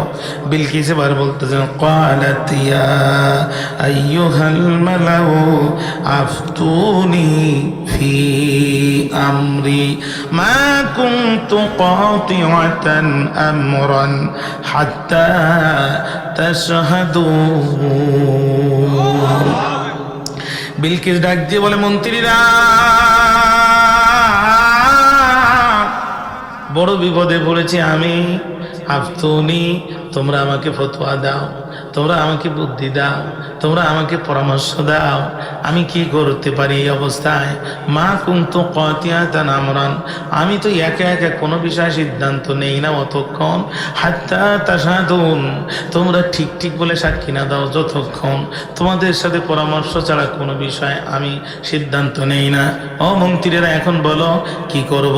প্রধানমন্ত্রী যদি সাধারণ মন্ত্রীদের কাছে পরামর্শ চায়, সাধারণ মন্ত্রীরা তখন আঙ্গুল ফুলে কলা গাছ হয়। তখন যেটা সত্য সেটাও বলে, যেটা মিথ্যা সেটা সত্য বানায় বলে। এদের অতিরিক্ত চামচামির জন্য প্রধানমন্ত্রী অনেক সময় দেশের মানুষের পালস বুঝতে ব্যর্থ হয়। সাধারণ মন্ত্রীরা তখন বলল, রানী গো, ভয় নাই, রানী আপনি কথা শোনেন, আপনার চিন্তার কোনো কারণ নাই। ক্বালু নাহনু উলু কুওয়াতিন ওয়া উলু বাসিন শাদীদ। রানী গো, ভয় নাই, আমাদের শক্তিশালী সেনাবাহিনী আছে, মডার্ন অস্ত্র আমাদের আছে, জনবলও আছে, ধনবলও আছে, টেনশন করা দরকার নাই। রানী গো, ভয় নাই, রাজপথ ছাড়ি নাই। আপনি রানী যেখানে, আমরা আছি সেখানে। লড়াই লড়াই লড়াই চাই, লড়াই বাঁধলে আমরা নাই। কতক্ষণ না কেন? 15 বছর পাম দিয়া 15 সেকেন্ড ময়দানে টিকতে পারে নাই। কথা বলছেন না কেন? লড়াই লড়াই লড়াই চাই, লড়াই বাদলে আমরা নাই। রক্ত দিয়েছি, আরো দেব, তবে আমি যাব না, লোক পাঠাবো। তখন না কেন? ও রানী ভয় নাই, রাজপথ ছাড়ি নাই। রানী গো, ধনবলের অভাব আমাদের নাই, জনবল আমাদের অভাব নাই। ওয়াল আমরু ইলাইকি, কিন্তু সিদ্ধান্ত আপনার কাছে। জনবল আমাদের আছে, ধনবল আমাদের আছে, অত্যাধুনিক সেনাবাহিনীও আছে, মডার্ন অস্ত্র আমাদের কাছে আছে। ওয়াল আমরু ইলাইকি, কিন্তু সিদ্ধান্ত আপনার কাছে। ফানজুরি মাদা তামুরিন, আদেশ করবেন যাহা, আপনি দেখবেন তাহা। শুধু একবার বলেন, সুলাইমানের রাজপ্রাসাদ গুড়ায় দেব। বিলকিস মনে মনে কয়, তোমাদের মুখের বক্তব্য আর মনের বক্তব্য এক নয়, কারণ আমার বাবার জানা যায় তোমাদের কাউরে পাওয়া যায় না। কথা কন না কেন? বাবার জানা যায় লোক 14 জন, তার 9 জন হিন্দু। হ্যাঁ, হিন্দু বাবার জানা যায় গেল, তোমরা বাবার জানা যায় গেলে না। সুতরাং তোমাদের নিয়ে সামনে আমি অগ্রসর হব কেমনে? বিলকিস মনে মনে কয়, রডের বদলে যারা বাস ঢুকাইয়া খাওয়ায়, এদের দিয়ে অন্তত রাজপথের আন্দোলন সম্ভব নয়। তোমাদের মনের কথার মুখের কথাই এক নয়, কারণ আমার বাবার জানা যায় তোমাদের কাউরে পাওয়া যায় নাই। তোমরা থাকো এদেশে, তোমাদের স্ত্রীরা থাকে বিদেশে, এদেশের টাকা পয়সা পাঠায়, সেই দেশে পাসপোর্ট কিনেছো, বাড়ি কিনেছো, গাড়ি কিনেছো। হ্যাঁ, এখন তোমরা আমার সুলাইমানের বিরুদ্ধে রাজপথে নামায়া তোমরা পিছন দেখতে পড়বা ফাটিয়া। তোমাদের বুদ্ধি শুনিয়া মোর বাবাই গিয়েছিল বিপদে পড়িয়া, আমি বিপদে পড়তে চাই না। কারণ যে মহান সম্রাট বিনা রাডারে আমার শোয়ার ঘরে পাখি পাঠায় আমার কাছে চিঠি দিতে পারে, এই সম্রাট অন্তত সাধারণ সম্রাট না। আগের বিলকিসদের মাথায় তো বুদ্ধি ছিল, আর এখন বিলকিস না তো সব বালিকিস। হ্যাঁ, এদের মাথায় বুদ্ধি থাকে।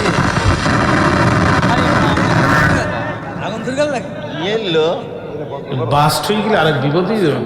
তুই ইকো দাও না কেন? তুই ইকো দাও, বন্ধ করে দাও। আমি চলে যান, আমি শেষ করে দেবো। 15 মিনিট না, শেষ করে দেবো। হ্যাঁ, মনোযোগ আছে? এটা আবার আওয়াজ দেন তো, আল্লাহু আকবার। ভাইরা আমার, মনোযোগ আছে আমার দিকে? আচ্ছা, বিরক্ত হেন না, চলেন সামনে যাই। এখন দেখেন, বিলকিস তখন ডাক দিয়ে কয়, তোমরা তো তারা, রডের বদলে বাস ঢুকায় খাও যারা। কথা বলেন না কেন? তোমরা তো তারা, নিচতলার বালিশ 2 তলায় তুলতে পারবালে সে 2 লক্ষ টাকা বহন খরচ নিয়েছো যারা। তোমরা তো তারা, কমলাপুর রেল স্টেশনে একটা সিঙ্গেল টয়লেটে সাত করতে 5 কোটি টাকা খরচ লাগাইছো যারা। তোমরা তো তারা, বাংলাদেশ ব্যাংক থেকে এক ধাক্কায় 22,000 কোটি টাকা পাচার করেছো যারা। কথা বলেন না কেন? সুতরাং তোমাদের নিয়ে আন্দোলন আর সংগ্রাম সম্ভব না। তোমরা আন্দোলন তো করো, হাড়ির খবর কি রাখো না, আন্দাজে ডাইল ডাইল করো। ওই কি বলতে চান? রানী বিলকিস তখন বলছে, ক্বালু ইন্নাল মুলুকা ইযা দাখালু ক্বরিয়াতান আফসাদুহা। যখন কোনো স্বৈরাচার জোর করে যখন কোনো রাষ্ট্রের দায়িত্ব নেয়, তখন তারা 2টা কাজ করে। জোরে বলেন, কয়টা? এই কাজ কারা করে? স্বৈরাচার যারা এই কাজ করে তারা। বলতে পারেন স্বৈরাচার কারা? এখানে একটা চেয়ার খালি আছে, আপনি বললেন চেয়ারে বসেন। কি করব? ব্রিজের টোল নেবেন। কি করব? জমিনের খাজনা নেবেন। কি করব? আমরা ড্রাইভিং করব, আপনাকে লাইসেন্স ফি দিব। কি করব? আমরা বাস কিনে আনবো, আপনাকে ট্যাক্স টোকেন দিব, রোডের ফি দিব, বিদেশের সাহায্য আপনার কাছে দিব। আপনি কি করবেন? রাস্তা খারাপ হবে যেখানে ঠিক করবেন সেখানে, যেখানে ব্রিজ কালভার্ট দরকার ওখানে দিবেন বারবার। শিক্ষকদের বেতন দিবেন, লেখাপড়া ঠিক রাখবেন, পুলিশের বেতন দিবেন, আইন শৃঙ্খলা ঠিক রাখবেন। চেয়ার কিন্তু আপনার ব্যক্তিগত না, আপনার বাবারও ব্যক্তিগত না। 5 বছরের জন্য আপনি হলেন এই চেয়ারের মালিক। 5 বছর শেষ হবে যখন, আমাদের চেয়ার আমাদের কাছে ফেরত দেবেন তখন। কিন্তু জনগণের দেয়া আমানতের চেয়ারে বসে, জনগণের দেয়া আমানতের বন্দুক শত্রুর বিরুদ্ধে ব্যবহার না করে, উল্টে জনগণের কাঁধে বন্দুক রেখে 5 বছরের জায়গায় চেয়ারটা 20 বছর ব্যবহার করে যারা স্বৈরাচার, তারা কথা বলেন না কেন? আল্লাহ কয় স্বৈরাচাররা 2টা কাজ করে, জোরে বলেন কয়টা? 1 নাম্বার, ইন্নাল মুলুকা ইযা দাখালু ক্বরিয়াতান আফসাদুহা। আফসাদুহা, হা দমির ইদাফাত ইলাল ক্বরিয়া। আল্লাহ বলেন 1 নাম্বার তাদের কাজ হচ্ছে ওই রাষ্ট্রের সব প্রতিষ্ঠান ধ্বংস করে ফেলে, দুর্নীতি করবে, স্বজন প্রীতি করবে, এলাকা প্রীতি করবে, সব করে ধ্বংস করে ফেলবে। একটা কাঠের ফার্নিচারের ভিতরে যেমন কাঠ পোকা থেকে কুড়ে কুড়ে ফার্নিচারটাকে দুর্বল করে ফেলে, স্বৈরাচার একটা রাষ্ট্রের ভিতর থেকে দুর্নীতি করে গোটা রাষ্ট্রের মেরুদণ্ডটা ধ্বংস করে ফেলে। কথা কন না কেন? গোটা রাষ্ট্রের মেরুদণ্ড ধ্বংস। আফসাদুহা, আমার সাথে বলেন না, আফসাদুহা। এবার বলেন সব শেষ। কালকে যদি বাজারে জিজ্ঞাসা করে কি ওয়াজ হয়েছে, ডাইরেক্ট মেরে দিবেন আফসাদুহা, সব শেষ, কিচ্ছু নাই, কিচ্ছু নাই। যেখানে রড দরকার সেখানে বাঁশ, আফসাদুহা। যেখানে বালু দরকার সেখানে ধুলা, আফসাদুহা, সব শেষ। সামাজিক পরিবেশ শেষ, সংসার শেষ। বাড়ি যেয়ে বউটাকে বলবেন 1 গ্লাস পানি দাও, ও বলবে পাল্লি ঢেলি খাও। কেন এমন করে বলো? দেশ যা স্বাধীন হয়েছে 50 বছর, তা 30 বছর আমরাই প্রধানমন্ত্রী, আফসাদুহা, সব শেষ, কিচ্ছু নাই। আগে দেখতাম আমাদের মুরব্বীদের দেখলে আমাদের চাচারা যারা বিড়ি সিগারেট খাইতো, তারা ওই যে আসতেছে মুরব্বী পাশ দিয়ে চলে যেত। এখন মুরব্বীর সামনে সিগারেট টান দিয়া মুখের মধ্যে ধোয়া দিয়ে কয় তোমার কেরামতি শেষ, আমার কেরামতি শুরু, আফসাদুহা, সব শেষ। ডাক্তার রোগীকে অপারেশন করেছে, অ্যাপেন্ডিক্স আছে ভিতরে, কিন্তু ঘটনাক্রমে ভিতরে কেউচি রেখে ডাক্তার সেলাই করে ফেলেছে।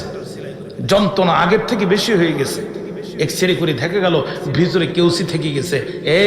এই ডাক্তার কখন পাশ করেছে? বলছে করোনার সময় অটো পাস, আফসাদুহা, রোগও শেষ, ডাক্তারও শেষ। ঠিক না? ঠিক না? এসএসসি এইচএসসি তে গোল্ডেন 5 পেয়েছে, জিপিএ গোল্ডেন 5। ওরে সাংবাদিক মাইক ধরে বলছে একটু ইংরেজিতে বলো তো, আমি গোল্ডেন 5 পেয়েছি। বলছে আই এম গোল্ডেন 5।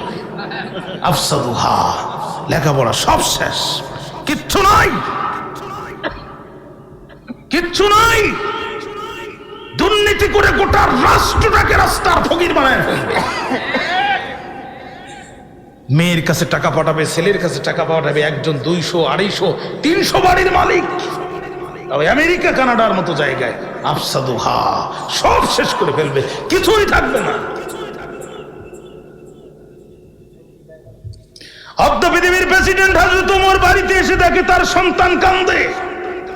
ওমর ডাক দিয়ে বলছে কেন কান্দো? কয় আব্বা আমার, উনজুর ইলাইয়া, আমার দিকে তাকান, আমার জুব্বার দিকে তাকান। হযরত ওমর বলছে তুই আমার দিকে তাকা, তোর জুব্বায় তো তালি আছে আর আমার জুব্বার তালু ছিঁড়ে গেছে। আমার লজ্জা লাগে না, তোর লজ্জা লাগে কেন? বলছে বাবা বিষয়টা তা না, আমার স্কুলের বন্ধুরা খুব দুষ্ট। আমি যখন কোরআন পড়তে চাই, ওরা ছেঁড়া জুব্বার ভিতরে আঙ্গুল ঢুকায় আর সুশ্রুড়ি দেয়, কয় এই দেশের প্রেসিডেন্ট তোর বাপ, তোর জুব্বার কেন এই ভাব? আমি তো জানি আমার বাপ কোন বাপ।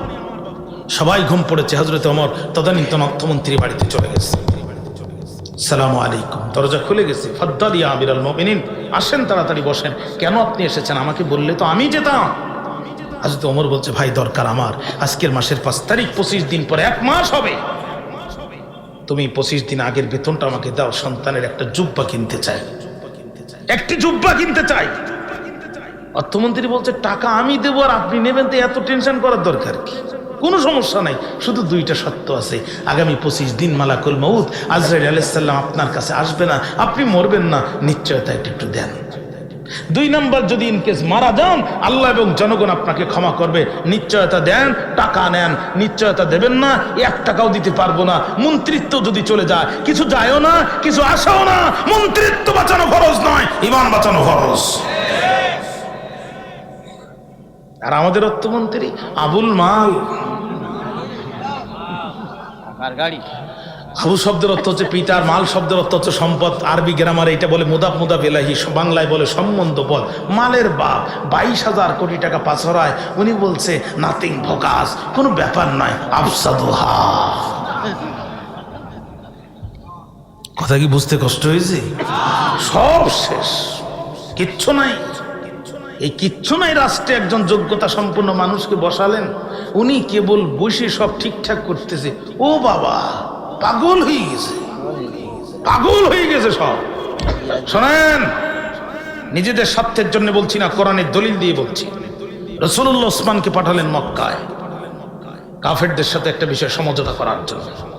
নবীজির কানে একটা মিথ্যা সংবাদ আসলো যে ওসমানকে তারা হত্যা করে ফেলেছে।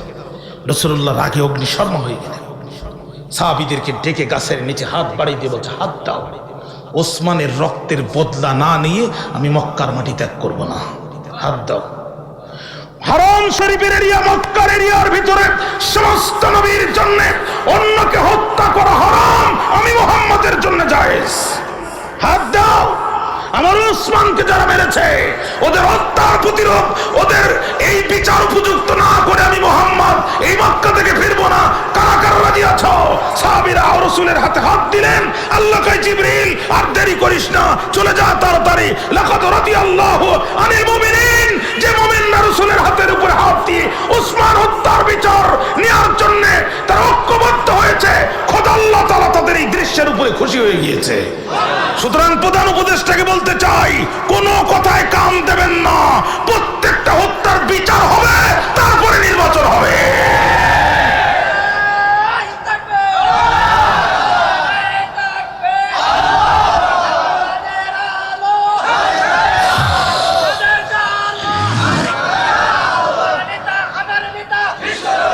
শাপলা চত্বরে আলেম হত্যার বিচার আমরা এই দেশে আগে দেখতে চাই।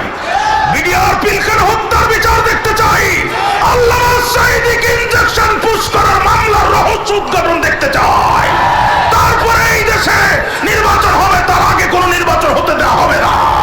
পরিষ্কার কথা বিচার শুরু করেন। যারা এই হত্যাকাণ্ডের সাথে জড়িত চিরদিনের জন্য এদের রাজনীতি আগে নিষিদ্ধ হবে, তারপরে বাংলার মসনদে নির্বাচন হবে। বারবার জাতির লোকে রক্ত দিবে না, বারবার ছোট বাচ্চারা রক্ত দিবে। সুতরাং আল্লাহ রসুল যেমন সিদ্ধান্ত নিয়েছিল, আজ আমাকে ঠিক তেমনই, আমাদেরকে তেমনই সিদ্ধান্ত নিতে হবে। কথা বলেন ঠিক না ঠিক? পরিষ্কার কথা। ভাইরা আমার, স্বৈরাচাররা দুইটা কাজ করে, মিলায় নেন, কোরআনের বক্তব্যের সাথে মিলায় নেন। প্রতিটা সেক্টর ধ্বংস, আত্মীয়করণ, দলীয়করণ এমন কায়দায় করেছে। ঢাকা শহরের 52টা থানার 51টা থানার ওসির বাড়ি গোপালগঞ্জ। সাজানো বাসর শব্দ সাজাইয়েছে, ঠিক না? আফসাদুহা, সব শেষ করে ফেলেছে। 1 নাম্বার আফসাদুহা, 2 নাম্বার ওয়াজালু আইজ্জাতা আহলিহা জিল্লা। ওই রাষ্ট্রের সবচাইতে সম্মানিত মানুষগুলোকে তারা বেইজ্জতি করবে, অপমান করবে। এই রাষ্ট্রের জন্ম থেকে আজ পর্যন্ত সবচাইতে জনপ্রিয় মানুষ হচ্ছে আল্লামা দেলোয়ার হোসেন সাঈদী। আমার কাঁধে যে রুমাল দেখেন, মাত্র কয়েকশো টাকা দিয়ে কেনা। আল্লামা সাঈদীর কাঁধে যে রুমাল দেখেন, পৃথিবীর কোন মার্কেটের কাপড় না। সৌদি বাদশা ফাহাদ বিন আব্দুল আজিজ তাকে বাংলাদেশ থেকে ডেলিগেট মেহমান বানায় নিয়ে যে খানায় কাবার কাপড় কেটে তার গলায় ঝুলাই দিয়েছে। যেন তেন সম্মানী মানুষ। এ পর্যন্ত বাংলাদেশে কাবা শরীফের ভিতরে 2 জন মানুষ ঢোকার সুযোগ পেয়েছে, মাত্র 2 জন। তার মধ্যে 1 নাম্বার আল্লামা দেলোয়ার হোসেন সাঈদী, 2 নাম্বার ডক্টর আব্দুল বারী, রাজশাহী বিশ্ববিদ্যালয় আরবি বিভাগের সাবেক ডিন ডক্টর আব্দুল বারী রহমাহুল্লাহ। 2 জন, এ পর্যন্ত 2 জন। কল্পনা করতে পারেন কি জাতের সম্মানী মানুষ তিনি ছিলেন, কি জাতের সম্মানী মানুষ তিনি ছিলেন। প্রিয় ভাইরা, ভাইরা 80 দশকের কথা বলছি। আল্লামা সাঈদী চিটাগাঙে 5 দিন ব্যাপী তাফসিরে 4 দিন তাফসির করে ব্যক্তিগত কাজে ঢাকায় এসেছেন। বিকালের ফ্লাইটে আবার তিনি ব্যাক করছেন। একজন বড় আলেমের সাথে তার ফ্লাইটে দেখা। তো উনি সাইদি সাহেব ওনাকে জিজ্ঞেস করছে আপনি কোথায় যান? কয় আমি চট্টগ্রাম যাই। কেন যান? আপনার তাফসীর শুনতে যাই। আশ্চর্য ব্যাপার ভাই, আপনি আমার তাফসীর শুনতে যান তো আমাকে বলেন না। আজকে আমার সাথে অবশ্যই আপনাকে মেহমান হতে হবে, আমার সাথে মঞ্চে থাকবেন, আমার সাথে খাওয়া দাওয়া করবেন, চলেন। কয় না, আমি প্রত্যেক বছর যাই, আপনাকে জানাই না, কারণ জানালে আপনি সাথে নিয়ে যাবেন। আমি মাটিতে বসি, আল্লাহ আপনার হৃদয়ের ভিতরে কোরআনের একটা ভান্ডার দিয়েছে, আপনি বলেন, আর ওই মধুটা নেওয়ার জন্য আমি আমার সব কাজ ফেলে রেখে আমি প্রত্যেক বছর তাফসীর শোনার চলে যাই।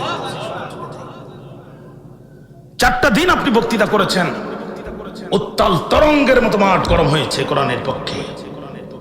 আজকে শেষ দিন, আপনি মধুর ভান্ডারটা একটু ওপেন করবেন। কুষ্টিয়ার মাওলানা এনামুল হক শাফি মারা গেছে, আল্লাহ কবরকে জান্নাতবাসী করুক। ওনার কাছে আমি এই ঘটনাটা শুনেছিলাম। আল্লামা সাইদি সেই দিন কোরআন টু কোরআন তাফসীর করলেন পরকাল দিবসের উপরে, 1.5 পারার মতো তেলাওয়াত করলেন তিনি সেই দিন। ইতিহাস সাক্ষী, আজও ভিডিও আছে ইন্টারনেটে, এক মঞ্চে 27 জন মুসলিম কালেমা পড়ে মুসলমান হয়ে গেল। রংপুরের মিঠাপুকুর আমি বক্তৃতা করে ঘরের মধ্যে ঢুকছি, 10 বছর আগের কথা বলছি। হঠাৎ করে আমার রুমে একজন হিন্দু মানুষ আসলো। আমাকে একজন বলছে আপনার সাথে একজন দেখা করতে আসছে, একজন হিন্দু দাদা। আমি বললাম কিছু মনে হয় শুনবে।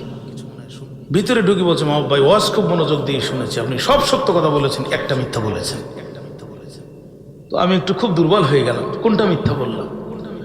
আপনি বলেছেন এক সাইদি কারাগারে, লক্ষ সাইদি ঘরে ঘরে, এটা মিথ্যা কথা। আমি বললাম কেমনি? কয় বাগানে ফুল প্রত্যেকদিন ফোটে, কিন্তু যেটা ফুলের রানী, রানী গোলাপ, ওটা জন্ম নেয় 100 বছর পর একবার। আল্লামা সাইদি যেন তেন ফুল নয়, এটা রানী গোলাপ। এমন গোলাপের জন্ম বাংলাদেশে আর হবে কিনা এটা আল্লাহ ছাড়া আর কেউ জানে না। বর্তমান সময়ে সবচাইতে জনপ্রিয় মুফাসসির হচ্ছে মিজানুর রহমান আজহারী হাফিজাহুল্লাহ, আল্লাহ তার হায়াতের ভিতরে বারাকা দিক। লক্ষ লক্ষ মানুষ হয় তার মাহফিলে। এই মানুষগুলো ঠেকাতে, ট্যাকেল দিতে, সামলাতে তার যে কষ্ট হয় দেখেছেন না আপনারা? একটু থামেন, দয়া করেন। হ্যাঁ, কত ধরনের কথা বলে। আল্লামা সাইদিকে কোনোদিন বলতে হয়নি তার শ্রোতাকে যে আপনারা চুপ করেন। মাইক ধরিয়ে নাহমাদুহু বলে বজ্র কণ্ঠ দিয়ে যখন শুরু করত, লক্ষ লক্ষ মানুষ নীরব হয়ে যেত, ঠিক না? বাংলাদেশের এ যাবৎকালের সমস্ত বক্তাদের বক্তৃতা এক জায়গায় করলে সাইদির 5 মিনিটের বক্তৃতার সমান হবে না। এই মানুষটিকে এরা বেইজ্জতি করেছে। ওয়াজআলু আইজ্জাতা আহলিহা আযিল্লা, এই মানুষটিকে তারা বেইজ্জতি করেছে। এমন সোনার মানুষের নামে তারা নারী ধর্ষণের মামলা দিয়েছে, চোর বানিয়েছে, ডাকাত বানিয়েছে, বারবার ফাঁসির কাস্টে ঝোলানোর চেষ্টা করে ব্যর্থ হয়ে পিছনের দরজা দিয়ে ভারতের পরামর্শ তাকে ইনজেকশন করে হত্যা করা হয়েছে। আমি থাকি ঢাকা শহরে উত্তরাতে, আমি একটু ঢাকার বাইরে ছিলাম। ফিরিয়ে আমি যখনই শুনছি আমি সাথে সাথে ফিরছি। হসপিটালে পৌঁছাতে আমার রাত প্রায় 11:30 বেজে গেল। সারাটি রাত দাঁড়ানো, হাজার হাজার মানুষ আসতেছে চতুর্দিক থেকে। ফজরের নামাজে যেই না মানুষগুলো নামাজে দাঁড়ায় গেছে, টিয়ার সেলার সাউন্ড গ্রেনেড শুরু হয়ে গেছে। মনে হচ্ছে যেন বড় বড় বিল্ডিং ভেঙে পড়বে, এমন আওয়াজ। দিক বিদিক হয়ে মানুষ দৌড়ালো, পিছনের পাঁচিল টপকে আমরাও তাড়াতাড়ি চলে গেলাম পিরিজপুরে। ভাই, আমার জীবনের এই জানাজা, এই জানাজায় যারা যায়নি পৃথিবীতে এমন জানাজা তারা দেখবে আমার বিশ্বাস হয় না। 4.5 ঘন্টা মানুষ প্রচন্ড গরমে মাঠের ভিতরে কাদা, সেই কাদার উপরে পায়ের উপরে দাঁড়িয়ে আছে। মানুষগুলো বসছে না, কিন্তু চেহারার ভিতরে কোনো বিরক্তি নাই। এমন জানাজা জীবনে আর কখনো কেউ দেখবে এটা আমার বিশ্বাস হয় না। 4টা ঘন্টা মানুষ পায়ের উপরে দাঁড়িয়ে আছে, কি প্রচন্ড গরম, এরপরে মাঠে পানি, মানুষ দাঁড়িয়ে আছে, মানুষের চেহারার ভিতরে কোনো বিরক্তি নেই। আল্লাহ তাআলা এই মুফাসসিরের কবরকে জান্নাতুল ফেরদাউস বানায় দিন। আরো জোরে বলেন। ভাইরা আমার, আবরার ফাহাদের কথা আপনারা ভুলে গেছেন। কুষ্টিয়ার ছেলে বুয়েটে পড়ত, হ্যাঁ, দেশের পক্ষে একটা স্ট্যাটাস দিয়েছে, ক্রিকেট খেলার স্টাম্প দিয়ে তাকে সারা রাত ধরে পিটিয়েছে। এক পর্যায়ে সে বলছে, I am very close to death, please give me glass of water, আমি মৃত্যুর খুব কাছাকাছি, আমাকে এক গ্লাস পানি দাও। তখন একজন বলছে, ও পানি চাচ্ছে মানে ও এখনো জীবিত আছে, ওরে আরো মারা যাবে। একজন পিটাচ্ছে, আর একজন মুখের কাছে যে প্যানের চেন টান দিয়ে মুখের ভিতরে প্রসাব করে দিয়েছে। ওয়াজালু আইজ্জাত আহলিহা আযিল্লাহ। রাষ্ট্রের সবচেয়ে সম্মানিত মানুষগুলোকে এরা বেইজ্জতি করবে, এরা অপমান করবে। আমাদের ঢোল আমরা বাজাই না, শত্রুরাও স্বীকার করে। এ পর্যন্ত বাংলাদেশে যত মন্ত্রী হয়েছে 2 জন মন্ত্রী চুরি করে নাই। তার মধ্যে 1 নাম্বার পৃথিবীর একজন শ্রেষ্ঠ আলেম মাওলানা মতিউর রহমান নিজামী রহমাতুল্লাহ। সিরা জামা পাঞ্জাবি সিরা পাঞ্জাবি পরে মন্ত্রী থাকা অবস্থায় বিদেশে গেছে, জনগণের টাকা চুরি করে নেই। 1টি টাকাকে কুত্তার পায়খানার মতো হারাম মনে করেছে। ওয়াজা সেই মানুষটিকে শুধু ফাঁসি দেয়নি, ফাঁসি দেওয়ার পরও তার জানাজাটাও যাতে না হয় বাধা দিয়েছে। ওয়াজালু আইজ্জাতা আহলিহা আযিল্লাহ। সবচাইতে সম্মানিত মানুষগুলোকে এরা বেইজ্জতি করবে। রানী বিলকিস বলছে ওয়াকাযালিকা ইয়াফআলুন,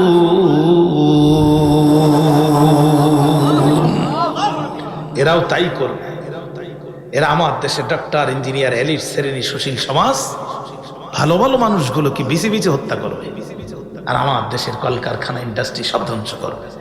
তোমরা যে সুলাইমানের বিরুদ্ধে যুদ্ধ করতে যাও, তার শক্তি সামর্থ্য সম্পর্কে কিছু জানা আছে তোমাদের? হয় না। এই পর্যন্ত থাক, 12:30টা পার হল।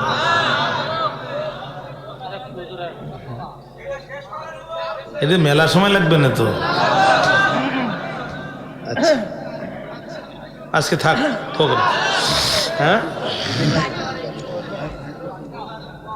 ভাইরা আমার, বিলকিস বলল শোনো, তোমাদের সিদ্ধান্ত অনেক দামি, কিন্তু দুঃখিত মানতে পারলাম না। আমি তোমাদের কথা শুনেছি, অনুমতি যদি পাই এখন আমার কথা জানাতে চাই। মন্ত্রীরা বলল অসুবিধা নাই, আমরা আমাদের কথা বলেছি, এখন আপনার কথা শুনতে চাই। বিলকিস বলছে শোনো, আমি যুদ্ধ জড়াতে চাই না, আবার আত্মসমর্পণ করতে চাই না, আমি মাঝখান দিয়ে একটা রাস্তা বের করতে চাই। মন্ত্রীরা বলল কি? বিলকিস তখন বলছে ইন্নী মুরসিলাতুন ইলাইহি বিহাদিয়াতিন নাযিরাতুম বিমা ইয়ারজিউল মুরসালুন। আর জোরে বলবেন না? আমি যুদ্ধ জড়াবো না, আত্মসমর্পণ করবো না, কিন্তু মাঝখান দিয়ে একটা রাস্তা বের করেছি, সেটা হলো আমি সুলাইমানের দরবারে কিছু হাদিয়া তো উপঢৌকন পাঠাতে চাই। তার মানে বিলকিস এখন মাল দিয়ে মোল্লা কিনতে চায়। মাল দিয়ে, একটু আওয়াজ দেন না কেন? মাল দিয়ে, কিন্তু সব মোল্লা তো আর মালে বিক্রি হয় না, কথা বলেন না?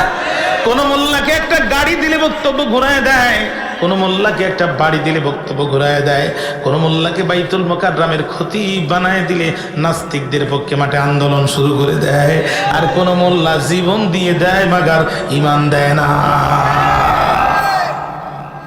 সব মোল্লা তো আর মালে বিক্রি হয় না। হাদিয়ার ব্যাখ্যায় মুফাসসির কোরআন লেখেন 500 স্বর্ণের ইট, 500 রূপার ইট। একটা ইটের কয় কেজি ওজন হবে আপনার আগরদাড়িতে? Minimum 3 KG. 500 দিয়ে 3 কেজি দিয়ে ওজন করে দেখেন কত মন সোনা। আজকে আর অঙ্ক করার সময় নেই, ওটা বাড়ি যেই করে নেবেন। 500 স্বর্ণের ইট, 500 রূপার ইট, 100 যুবক, 100 যুবতী। যুবতীগুলোকে চেঞ্জ করে দিল, যুবকগুলোকে যুবতীর পোশাক, যুবতীগুলোকে যুবকের পোশাক পরায়া হাদিয়া তান পাঠাইছে নবী সুলাইমানের দরবারে। হুদুদ তো সাংবাদিক, ওরা পৌঁছানোর আগেই হুদুদ উড়ে যেয়ে বলছে আল্লাহ নবী লাইন খুব খারাপ।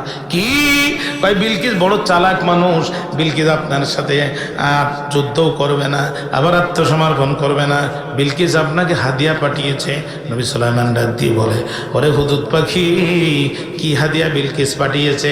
কই 100 স্বর্ণের ইট, 100 রূপার ইট। নবী সুলাইমান ডাক দিয়ে বলে, রে জিনেরা কোথায় তোমরা? লাব্বাইক ওয়া সাদাইকেই তো আমরা নামাজ শুরু করে দাও। চোখ যত দূর যায়, এক পাশ দিয়ে স্বর্ণের রাস্তা, আর এক পাশ দিয়ে রূপের রাস্তা, রূপার রাস্তা, এশিয়ান হাইওয়ে রাস্তা বানায় দাও। বাংলাদেশে একজন বক্তা আছে, কুমিল্লায় বাড়ি, মুফতি মুস্তাকুন নবী হাফিজাহুল্লাহ। উনি বলছে একদিন রাত্রে মিষ্টি খাবো, জিন বলে 2 মিনিট পরে মিষ্টি নিতে বলছে, হুজুর এই বাংলাদেশের সব দোকান বন্ধ, সৌদি আরব থেকে নিয়ে আসলাম। এই যদি বাংলাদেশের হুজুরের জিনের ক্ষমতা হয়, তাহলে সুলাইমান আলাইহিস জিনের পাওয়ার কেমন ছিল? চোখের পলকে কিলোমিটারের পর কিলোমিটার রাস্তা বানায় দিল। রানী বিলকিসের বাহিনী যখন স্বর্ণের রাস্তায় উঠছে,